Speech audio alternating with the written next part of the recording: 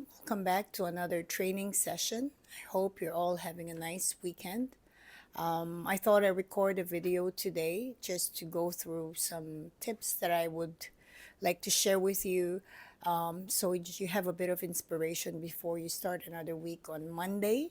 And as telemarketers, we all know that the weekend is the best time to recharge your batteries, really get ready mentally for Monday. So hope this video comes to you at the very right timing as well. So number one, it's a numbers game. It comes down to really having the patience to yourself to make as many calls as you can. I recommend, if you have a tracking sheet, or if you do not have a tracking sheet yet, to prepare one where you actually track your daily sales call. Basically, what it is to give you an assessment to yourself at the end of the day. How many attempted calls have you made? How many callbacks? How many hang up?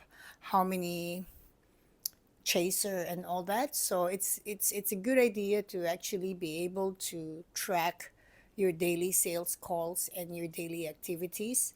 So my goal when I was on the phone, I would aim for, I would say, three full and solid presentations in 1 hour. So for example, maybe I could push it to four, but I would say 3 to 4 presentations in an hour. So what it means is I'm able to call, maybe my attempted calls for 1 hour or for the first hour would be, I would say, 20. And out of those 20, a lot of them hang up. A lot of them says, hey, I'm in a meeting, you gotta call me back at 4 o'clock and stuff like that. So what you do is to really aim for, okay, if I'm attempting to get hold of 20 people, if I'm dialing 20 numbers on the first hour, my goal is to be able to speak to 3 of them, 3 to 4 in 1 hour, and you can make your full presentation. It's always, for me, what works for me is I really break down my shifts by the hour, whether it's the number of sales I'm aiming for that shift or for that day. But at the same time, it mentally helped me to not be so overwhelmed with, I have a full day, I have 8 hours, and I need 4 sales for my target.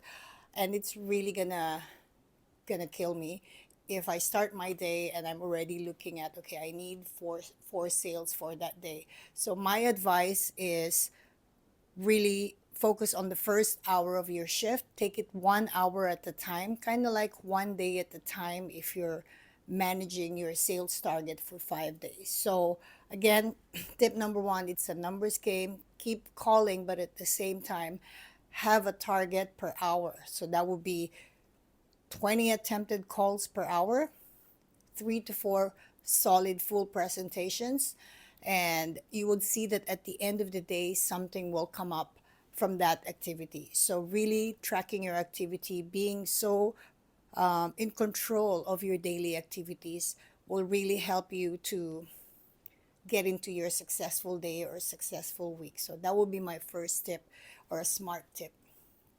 Now, the second one I want to share with you is, which we talked about on the previous video, get your intro right. It's really very important to get your introduction right. And that means your tone, you're using the right tone, your enthusiasm is good, but not overdone. At the same time, your energy. I saw one video long time ago, and as a telemarketer, I'm also constantly looking for ideas. And there's this guy, and he was talking about when you're in sales, you should not be enthusiastic. Don't be enthusiastic, because the client would know, or would know that you're there to sell or oversell. And yeah, so for me, it's like, in telemarketing, you need an ounce of enthusiasm. It's the person on the line cannot see your face, they don't know how you look like, and you need to be a little bit enthusiastic. Not over, but you need to have that.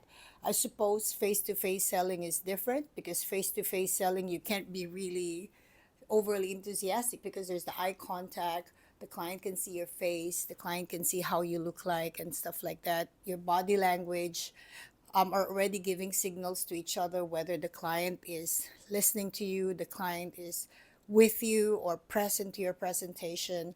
So my advice is a little bit of enthusiasm. Not over, but you need a little bit of that. Okay, so next one. If you fail to prepare, you prepare to fail already. So very important point as well is you organize. I mentioned earlier that you organize the calls that you make, but this time you also, my advice is you also call fresh leads at the beginning of your shift. So what it means is when you get on your desk, your first call on your first shift, I don't recommend that you call your follow-ups immediately, unless the clients say, okay, call me at 9:15, and let's say your shift starts at 9:15 or 9 o'clock. I would highly recommend that you do your fresh call or cold calling at the beginning of the call, at the beginning of the shift, I mean, because you're warming up. You're warming up on your presentation. Yes, at the beginning of the shift is extremely unpredictable as well, whether somebody will pick up the call or whether someone is ready to listen to your presentation. So, how many people will say, look, I'm in a meeting, or look, call me back at 4 o'clock, and stuff like that. So, my advice is just keep doing cold calling on the first hour of your shift. So for the purpose of really getting into, it's like you're warming up for the day. You're warming up your shift, you're warming up your mouth, your mind, your body, everything. Everything is like, obviously, especially on Monday when you just came back from the weekend, it's also really just trying to get into the hang of telemarketing all over again. So my advice, call as many cold call and start with fresh leads, like people you've never spoken to, people you've never rang. These are the best candidates to call at the beginning of your shift, because you're just warming up. You really need to do that. And of course, my recommendation again in terms of preparing your day is, if you have any callbacks, I get into the habit of calling my callback after I made my first sale. And the reason for that is, once I've made my first sale, let's say I got my first sale at 11 o'clock. That's a good time to get your first sale. Let's say I got my first sale at 11 o'clock. Only then I would do my callback. So my callback might say, yeah, it's another callback, or I've made up my mind, I'm not buying, or I still need to consider, and stuff like that. Whatever it is, if it doesn't become a sale, which means it's kind of like a bad news for you, it doesn't really ruin your day. You don't feel so down, or it doesn't discourage you, and you still have another full afternoon shift, another 2 hours of your morning shift to get through. So my advice is, if you have any callbacks, call them after you've made your first sale. That way, whether you get it or not, it's not going to ruin your day, it's not going to ruin your momentum. And as we all know, as salespeople, the more good news we get, the more enthusiastic, the more we perform better for the day. So I hope that works for you as well. Now, sorry. The next one will be very organized with your diary. So now, back in the days, of course, we used diary manually. We write it down on our notes, our callbacks, our follow-ups.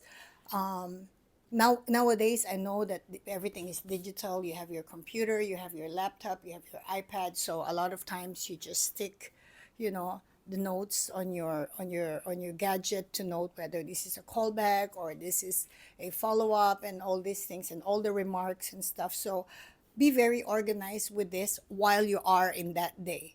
I have worked with some telemarketers before who would come to me and say, "Oh, I have lost 3 sales last month."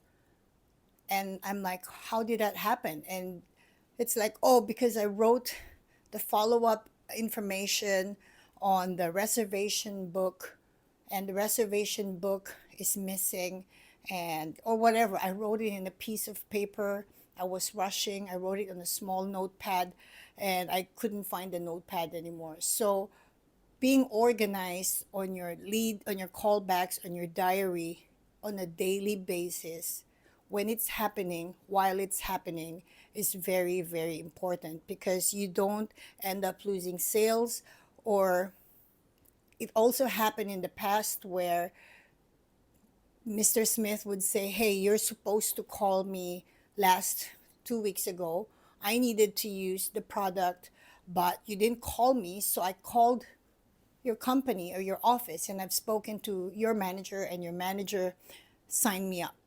Things like that could happen. It doesn't really give a good image for you to overlook your follow ups or your callbacks. So, being organized with your diary on a daily basis is very, very important. So, these are the first half of the tips I'm giving you. There's a few more, there's a part two of this video.